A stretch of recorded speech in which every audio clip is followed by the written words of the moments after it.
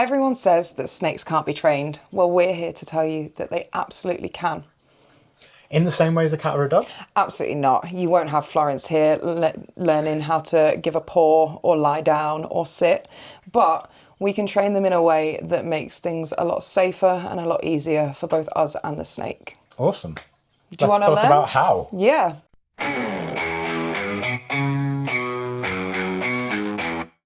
So from what I know, they aren't like, it's associative training. So It is, they yeah. will associate one thing with X. Yes, yes. I think the best example that I can give is target training. Tell me about that. So that is when you teach your snake the difference between playtime and mealtime.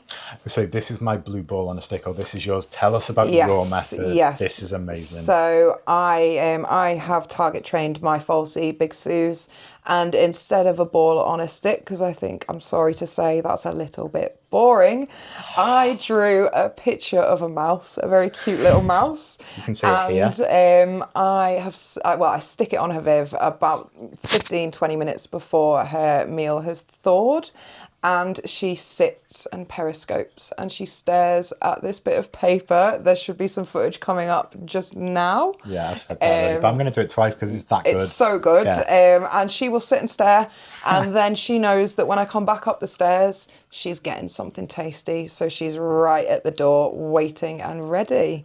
And then as soon as she's finished, her picture goes down, so she knows that food is done, there is no more. So, okay, we're going to talk about a couple of different types of training. But one thing to be clear, when we talk about hook/cap training, we are not talking handling a venomous snake with a hook. We are talking about the tap training, essentially. A hook is a tool.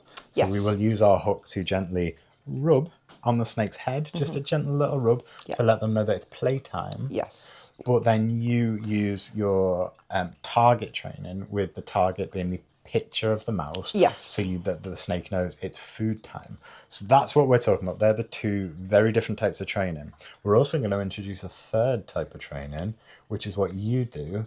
And I'm going to ask you to talk me through a clip that you've got of your false water cobra Big Suze that I think is phenomenal and demonstrates choice handling so well. Yes. So let's have a look. So yeah, as soon as I got Suze target trained with her meals, I thought choice handling was the next natural progression for her. They are very, very curious snakes, and I used that curiosity to my benefit because I knew it would only be a matter of time before she wanted to come out and see what was going on. I let her lead the way. I let her figure out her surroundings, offer a little bit of gentle reassurance with a little stroke. Again, this gets into her head that it is playtime. She's going to get handled if she chooses to. If she chooses to back off, I'll leave her be. So yeah, she knows that if she wants to, she can come out, she can explore. She did it the other day, and she actually turned herself upside down to come out, and I ended up having to support her so she didn't fall backwards on her head. That's amazing. So you literally will give your snakes the choice whether they are coming out or not. Yes. How do you do that on cleaning day? Well, I don't give them the choice on cleaning day. Okay. Because I handle them near enough daily, they are very, very used to my hands just being in there. With Big Suze especially, I'd heard a lot about falsies being very viv defensive, and I wanted to make sure that wasn't an issue. That was really, really important for me. So choice handling actually started with her viv being open, her coming to me, but then on occasions I'll just stick my hand in there, I'll ruffle her clutter about a little bit, slowly, controlled, so she can see what I'm doing very, very clearly, and most of the time she will just sit there in her pool and watch me. So she knows what I'm doing, she knows it's me, and I think that's been really, really important in having positive handling experiences. It's allowed for a lot more of a positive start to a handling session. I mean, I don't think there's anything wrong with grabbing a snake and yoinking them out if you do it carefully and gently, yes.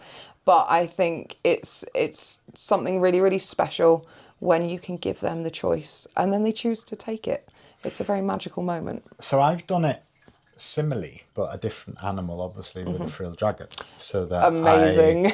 I will just literally open the tank. So what Tim Tam I was does, going to say, have you got the shot of Tim Tam like climbing Yeah. into your hand? insert that now.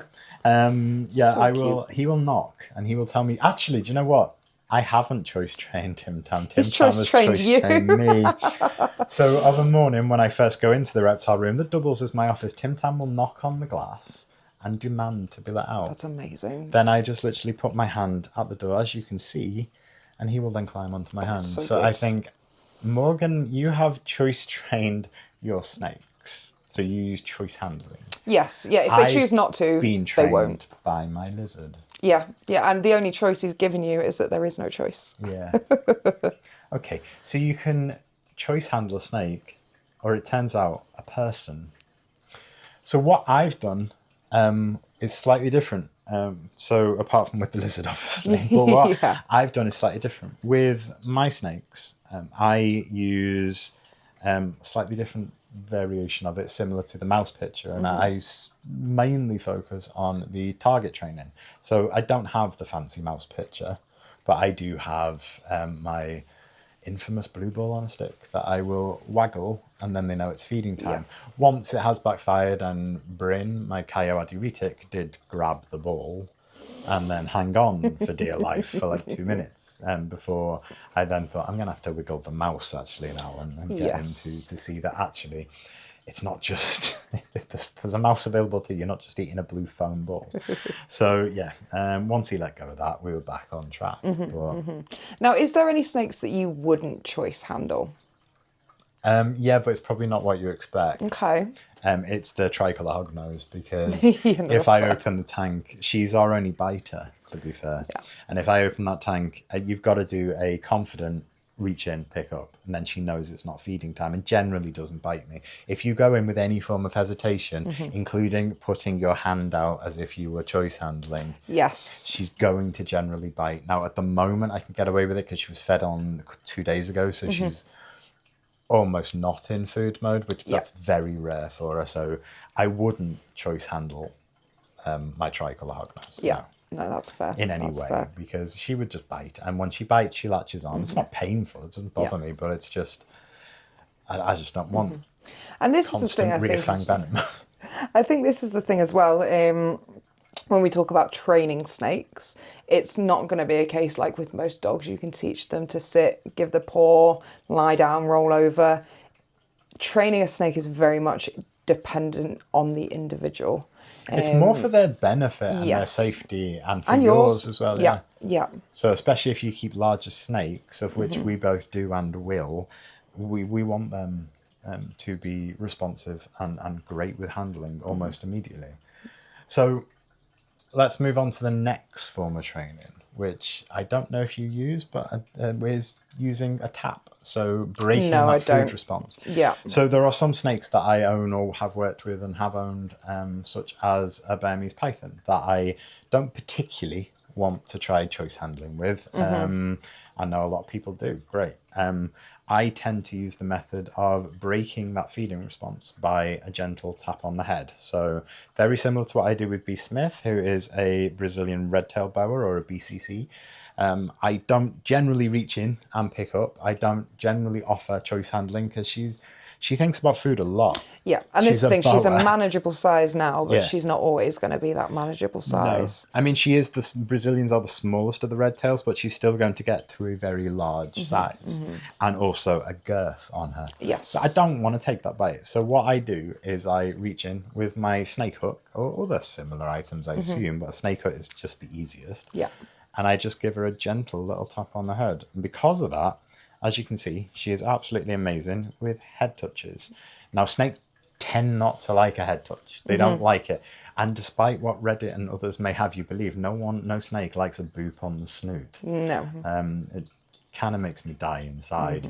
But they will respond to that and it will break them out of that. Similarly, if you have a snake out, sometimes the likes of a Burmese will almost go into a a food trance. So they might be out and they've been getting handled, but you put them down on the floor in the garden, somewhere similar, and you get that snake out, they will almost go into Something catches their attention and they zero in on it, don't they? So yes. a gentle hook Yeah. tap and Yeah. you are good to go again. They've Yep. broken that feeding response, and that's all that training is. It's for safety. So as Morgan, you very correctly said, we're not training in the way of a dog or in the way of another animal that you can train. Ferrets? A cat? Maybe a cat. A cat. Yeah. I don't. Use the toilet. Oh yeah, litter training. Yeah, Litter training. yeah. Okay, fair enough. I was going to say a cat generally will never do a thing you tell it to do, but yeah, you can get some amazing results with these methods, and also it just gives you a much more rewarding experience. I think so. I think it's an interesting one because I think a lot of people say, "Oh, you can't bond with snakes. No, we're gonna They've talk got no about that properly in emotions." another Blah video. blah blah. But I feel my bond with my lot. I don't think I'm mad when I wake up in the morning and I see Big Sue staring at me, looking at a lock, waiting to be let out. Oh my goodness, that's insane. That's so ridiculous. So she is very, very well handled, socialised, as are all our snakes. Mm-hmm. I don't think either of us have a single snake, apart from a slightly grumpy tricolour. I don't think either of us have a single snake that is very bitey. And let's look at neither of these snakes. Well, but let's look actually, at it's carpet interesting you say pythons. that. Just on a quick tangent, Yeah. my babyest snake, Daisy, DVT, the Western hognose, she's still so young and so food motivated that she doesn't quite yet know the difference between pinkies and pinkies. And okay. she'll be very, very curious and she'll want to check what is coming into her viv. But the more I handle her, the more she understands that, okay, that's just you.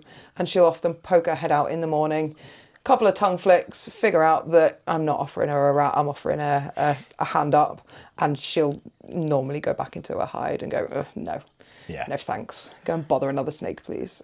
And I was going to talk about carpet pythons, so that they are very, not always, and a lot of people have fantastic baby carpets, but a large number of carpet pythons are generally quite nippy when they're babies. Yes. I said that word deliberately. If you want to know why, go back and watch our carpet python video for a little bit more. But yeah, they can be quite defensive, not aggressive. That's the difference. And that's why training comes in, that we are training them to trust us, and we are helping them learn that we're not a threat, and learn the signs and the signals of, it's only me, I'm coming in to change your water, it's only me, let's have some handling, let's have some bonding time, or it's only me, here's your dinner. They're the signs that you want to look out for. And then Morgan, you take it that one step further with the choice handling that allows them the choice of, can I be bothered seeing you today? Can I not? I think as well with the choice handling, it reinforces for the snake that I am a safe bet, I'm a safe pair of hands. And with the carpet pythons, I tend not to utilise any such thing because, again, they will see the hand and they instantly think food or fear. Yeah. So with carpet pythons, I'm much more of a reach in with one comfortable, confident hand motion, pick them up from below, never from above, because with a baby snake who thinks that you are a predator, disaster. Whereas they were quite bitey, and now Rathalos is just gentle, Except for beautiful. me, he doesn't like me. No, Rathalos, the girl. Oh, Rathlos, yeah, no, she's gorgeous. She is absolutely beautiful. But imagine what she was like as a baby. She was still very defensive. So, and I will always say that defensive, not aggressive. Yeah. And that goes for any snake. Yeah. And this is it. I think when a snake does charge at you, especially one the size of the slightly bigger snakes, it can be quite intimidating. But yeah, I think it's just being confident, showing them that you're confident and you are a safe pair of hands, and they'll figure it out because, like we say, these animals are not stupid. They're not daft in the slightest. Do you remember 6 months ago when you first met Bee? And she was hissing. She was, generally quite a frightened baby, a lot smaller than she is now as well. But now she's like a different snake. But that's all down to the time and effort that you've put in working with her and training her.